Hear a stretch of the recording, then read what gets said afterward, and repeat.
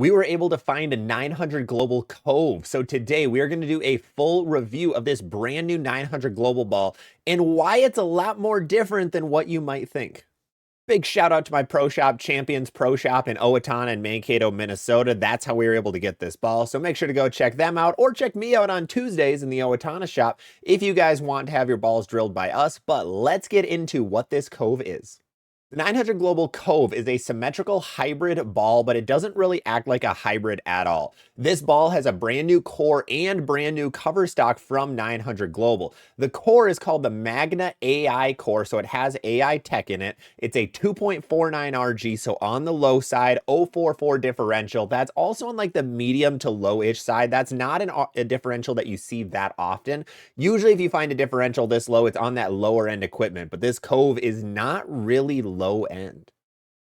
The cover stock is Reserve Blend 85 Hybrid 900 Global a couple of years ago, switched their cover stock naming, which I appreciate, where they actually do a 1 to 100 scale. Generally, this ranges in like that 70 to 90 realm. So like the Harsh Realities were in the 90s, whereas the Sublimes were more in the 80s and so on. I believe the Exponents were in the 700s or the 7s. But either way, this is more of a middle-of-the-road cover stock, and then like I said, it's a lower RG core, lower differential. But what does it actually do? In the video, we're throwing on a slightly burnt up house shot. There's a couple games of senior league play on these pairs, but really nothing crazy. What you're noticing is this ball is insanely slow down lane and very smooth. You're going to see a couple of the shots that I get to the dry a little bit early. They don't really bounce off of it and go completely sideways and leave you a big split. This Cove didn't really split that much.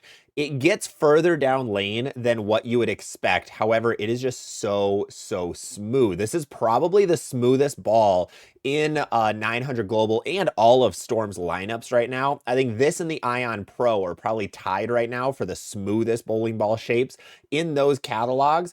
This one might win, but they're going to be very close. Now, the weird thing with this one is it's supposed to come at 4,000 grit Abralon.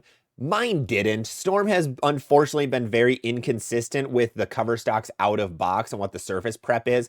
Mine was around like 2,000. It hooked super early, was really dull. So that's why you're noticing it being smoother than what you would expect. Now at regular 4,000 grit, you would see this thing get a little further down lane, but keep a similar down lane motion. That's why I'm a firm believer this ball is going to be really good polished. A couple of the PWBA stars have really liked this thing so far, and they seem like they're putting more polish on. I just saw a post from Malia Briggs, who also had polish on hers.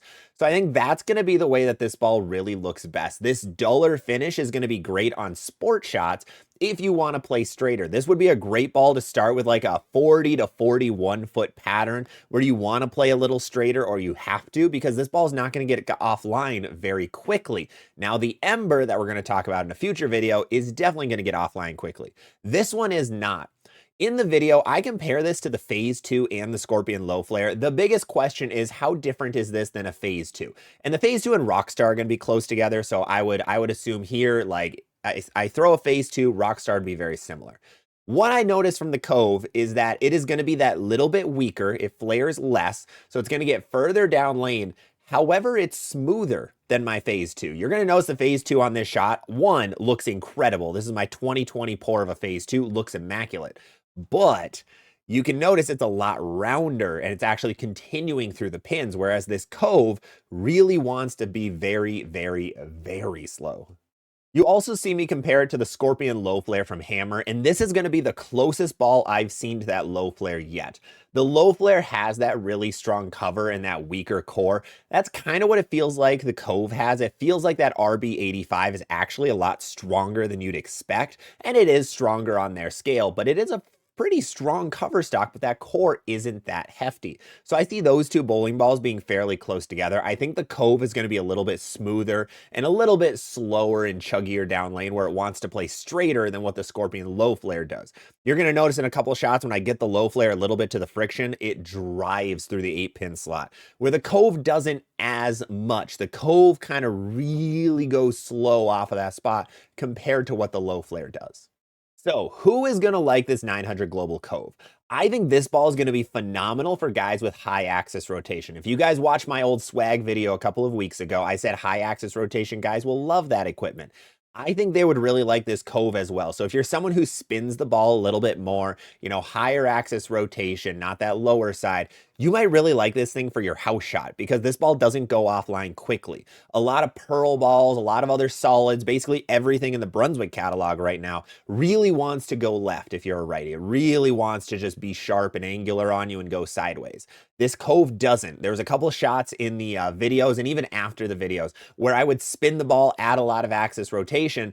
The ball would never jump. It would never jump through the face that quickly. It would still be very smooth, still be a manageable spare. And that was also the cool thing. I don't know if I split that often with this ball. I threw it for a couple of games and I very rarely split, which is a really good sign. That's what you want from your smoother equipment. So I think this thing has a really unique place, both in the Storm lineup and just general lineups.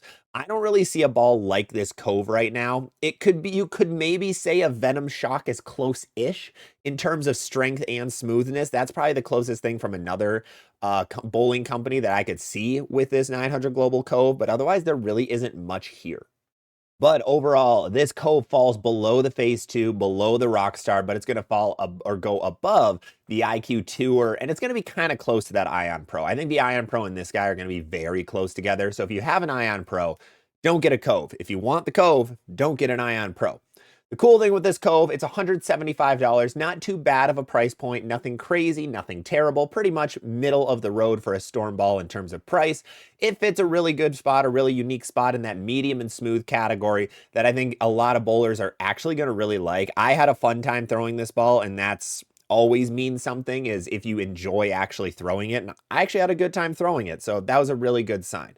You guys want to buy this bowling ball, I'm going to have a link down to Bowlers Mart in the description. If you use that link, I get a little bit of a kickback, and it'd be a huge thank you if you end up using that link. Let me know in the comments if you do.